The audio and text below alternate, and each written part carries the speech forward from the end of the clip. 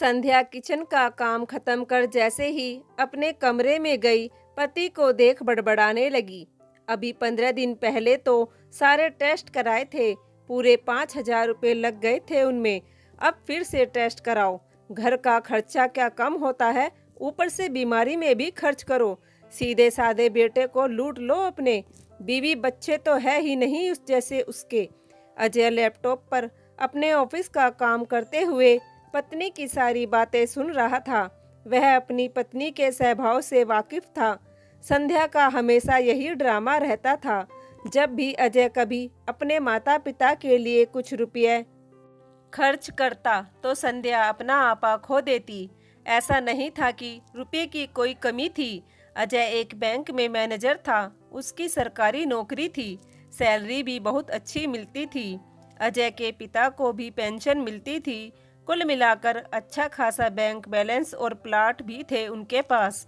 अजय के माता पिता बहुत ही सिंपल और साधारण तरीके से रहते थे, पर हर बेटे की तरह अजय भी अपने माता पिता को हर खुशी देना चाहता था। हर वह खुशी जिसका बच्चों की पढ़ाई लिखाई और दूसरी जिम्मेदारी निभाते हुए कभी लुत्फ नहीं उठा पाए।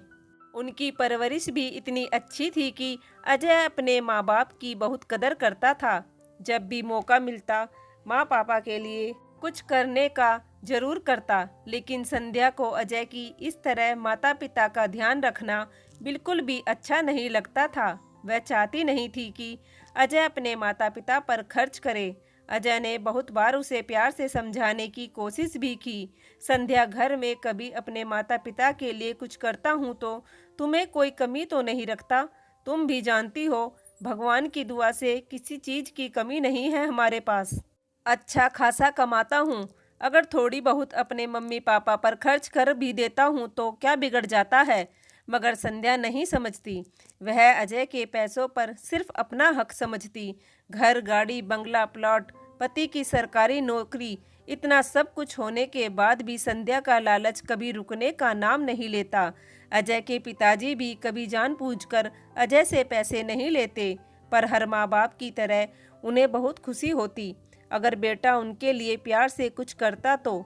एक दिन अजय की माँ शुगर हाई हो गया था, टेस्ट में पता चला, और पिताजी का बीपी थोड़ा ज़्यादा था, जिसे डॉक्टर ने कंट्रोल करने की सख्त हिदायत दी थी। अजय ने अपने मम्मी पापा के लिए बीपी की मशीन और शुगर चेक करने की मशीन खरीद दी, ताकि वह घर पर ही आसानी से चेक कर ले और कोई दिक्कत भी ना हो।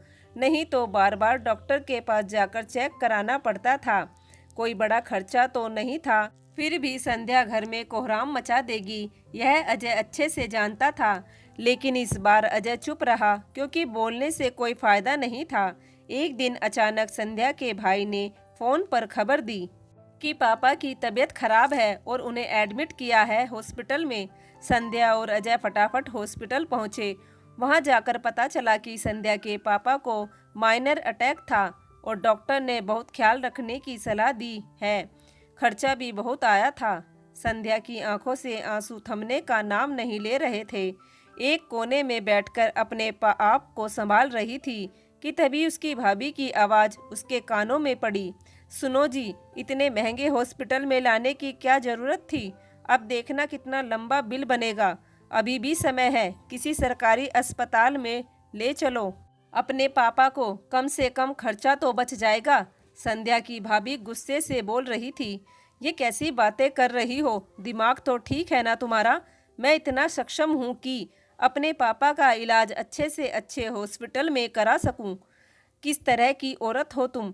इस मुश्किल घड़ी में सबका सहारा बनने की बजाय ऐसी बातें कर रही हो।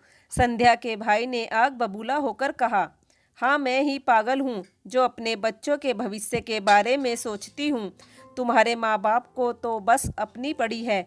अरे अब इस बुढ़ापे में हारी बीमारी तो लगी ही रहेगी, तो क्या सब कुछ इन पर ही लुटा देंगे हम?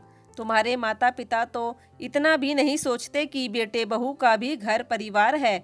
आंखों में आंसू लाते हुए संध्या की भाभी बोली। भाभी के मुंह से ऐसी कड़वी बातें सुनकर आज संध्या को अपना कहा याद आ रहा था। वह भी तो अजय को हमेशा इसी तरह के वाक्य बोलती है अपने सास ससुर के लिए।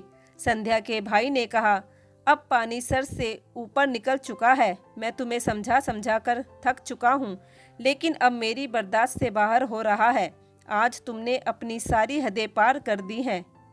मुझे नहीं रखना ऐसा रिश्ता जिसमें इतना स्वार्थ हो। नहीं चाहिए ऐसा जीवन साथी जो अपने साथी की भावनाएं ना समझ पाए, और तुम्हारे पास सब कुछ होते हुए भी तुम कभी खुश नहीं हो सकती, क्योंकि तुम्हारा दिल बहुत छोटा है।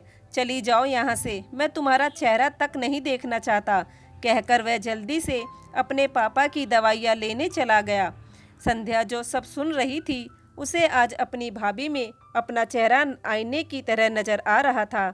उसकी अंतरात्मा से आवाज आई, संध्या अभी समय है, सुधर जा, इससे पहले कि तू अजय को हमेशा के लिए खो दे। हमेशा सास ससुर को बोझ समझने वाली संध्या को आज अपनी की हुई गलती का एहसास हो गया था। संध्या ने अजय से माफ़ी मांगी। उसने फिर कभी आगे से अजय को उसके माता पिता के लिए कुछ नहीं बोला। पत्नी के बदलते व्यवहार को देख अजय भी बहुत खुश था। फिर संध्या ने अपनी भाभी को भी समझाया। उसकी भाभी भी अपने किए पर शर्मिंदा थी। दोस्तों, कहानी अच्छी लगी हो तो प्लीज़ लाइक शेयर सब्सक्राइब जरूर करें। धन्यवाद।